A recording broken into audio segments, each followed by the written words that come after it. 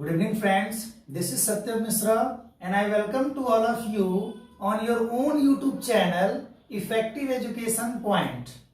Friends, today I am going to explain you the next chapter of Hornbill book and the name of that chapter is Discovering Tut, the Saga Continues, and that has been written by A.R. Williams. So in this story I am going to tell you everything about the chapter. It means the theme, introduction, summary and all over the theme that is related to this chapter. So please watch this video till end so that you can understand the topic simply and easily. So in this story you will see in one line the main message of this story is returning to the life after death. इस story में आप ये देखेंगे जो theme है, the main theme of this story is कि there is a last here, you know there is the last king of Egypt dynasty whose name was Tut, who is known as by another name and that was Tutankhamun. So he died in a very teenage age. When he was a teenager, means near about 13 to 19 years age. When he was only a young boy, so after ruling only 9 years in his dynasty, unfortunately, unexpectedly, mysteriously, he died. So here in this story, everything is going on to explain how that last heir of that dynasty has died. What was the reason behind that mysterious death of that last king? इस story में आप देखेंगे कि एक व्यक्ति है, एक राजा है जो इजिप्ट के किंगडम पर, जिनकी फैमिली के लोग एक लंबे समय से सेंचुरीज से रूल करते आ रहे थे और उनके ही उस डायनेस्टी का वो लास्ट हेयर है, वो अंतिम उत्तराधिकारी है जिसका नाम टट है और जिसको टूटनखामू के नाम से भी जाना जाता है. तो वो जब एक टीनेजर एज में था, बहुत कम एज में था, उसी समय अनएक्सपेक्टेडली मिस्टरसली उसकी डेथ हो जाती है. तो वो मरता कैसे है, उसके मरने के रीजन क्या हैं और मरने के पीछे वो मर्डर है या नेचुरल डेथ है, इस पर एक रिसर्च किया जाता है.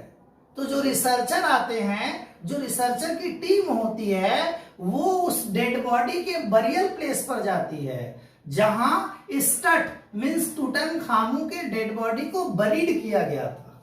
वहां से उसके मम्मी को बाहर निकाला जाता है और फिर क्या किया जाता है, the exploration conducted by A team of researchers.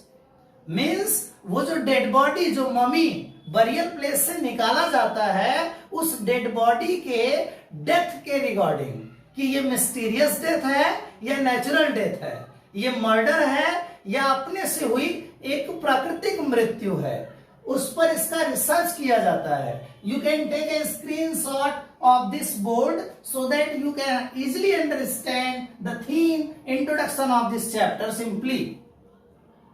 Please take a screenshot of this. See here, in this theme you will see the exploration conducted by a team of researchers over the dead body, over the mummy of Tut after the death of that last successor of Egyptian kingdom. Or after 9 years, immediately, uncertainly, you can say कि unexpectedly उसकी death हो जाती है. तो उसके death के बाद उसके डेड बॉडी, उसके मम्मी पर रिसर्च किया जाता है और 80 इयर्स के बाद एक टीम जो है वो डिसाइड होती है और वो टीम जो है वो 1922 में उस टॉम को डिस्कवर्ड करती है और फिर उस पर ये डेटा निकाला जाता है, उसका एक्सरे किया जाता है, उसका सीटी स्कैन कराया जाता है और 1700 सीटी स्कैन एक्सरे कराए जाते हैं. और फिर उनको साइंस ने इतनी तरक्की कर ली, इतना डेवलप कर लिया कि फिर टेक्नोलॉजी के हेल्प से उन सारे एक्सरेज के फोटोज को एक साथ कंबाइन करके 3 डायमेंशनल में देखा जाता है. और जब 3 डायमेंशनल स्ट्रक्चर में उस मम्मी का रियल कंडीशन देखा जाता है तो बिल्कुल क्लियर हो जाता है कि ये मर्डर नहीं है, ये नेचुरल डेथ है। लेकिन उस रिसर्च से ये भी पता चलता है कि उनके लिप्स की कुछ बोन्स जो हैं वो मिसिंग हैं। साथ ही साथ इस स्टोरी में ये भी बताया गया है कि इजिप्शियन वर बिलीविंग कि the people who is going to die they can carry all the wealth of them with themselves. मतलब उनका ये विश्वास था कि मरने के बाद जिनके पास जो भी संपत्ति है, अगर वो चाहें तो उन्हें अपने साथ लेकर जा सकते हैं। इसलिए इनके डेड बॉडी को गोल्ड मेटल से, सिल्वर से और सारे जो आपके समझिए कि बहुत सारी जो महंगी जो वस्तुएं हैं उन सब चीजों से उस डेड बॉडी को पूरी तरह से डेकोरेट किया गया था, सजाया गया था और उस पर उनके सोने चांदी के 2-3 कैफिन डाले गए थे और मम्मी के अंदर भी उनको गोल्ड के लेयर पर ही लिटाया गया था।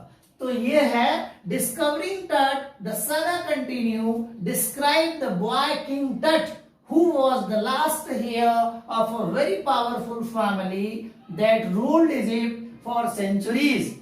And it also describes how a CT scan of Tut's mummy revealed interesting but startling facts about him and the mystery surrounding the life and death of Tutankhamun.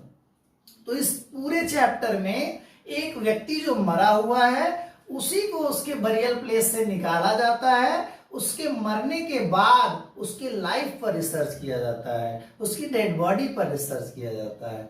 हमारे यहाँ मजाक में कहते हैं गड़े मुर्दे उखाड़ना। मतलब जो व्यक्ति मर चुका है हजारों साल पहले, या ये कहिए कि 3300 साल पहले जो डेड बॉडी दफन की गई थी उसको कब्र से निकाल के उसके लाइफ के बारे में और उसके डेथ के रीजन के बारे में ओवरऑल रिसर्च किया जाता है और फाइनली जो डेटा उसमें आता है उसी का इस चैप्टर में टोटल एनालिसिस किया गया है।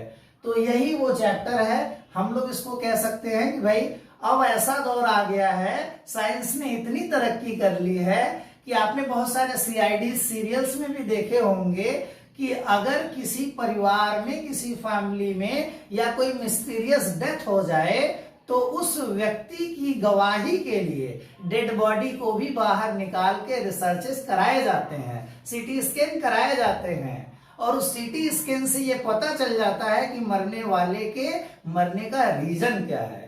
तो इस स्टोरी में भी यही सारी चीजें चर्चा की गई हैं। तो आई होप कि मैंने इस स्टोरी के बारे में आपको सारा कुछ बिल्कुल सिंपल वर्ड्स में इजीएस्ट तरीके से एक्सप्लेन किया है। तो इफ यू आर थिंकिंग कि this video is useful to you, then please like and subscribe my channel. Thank you very much.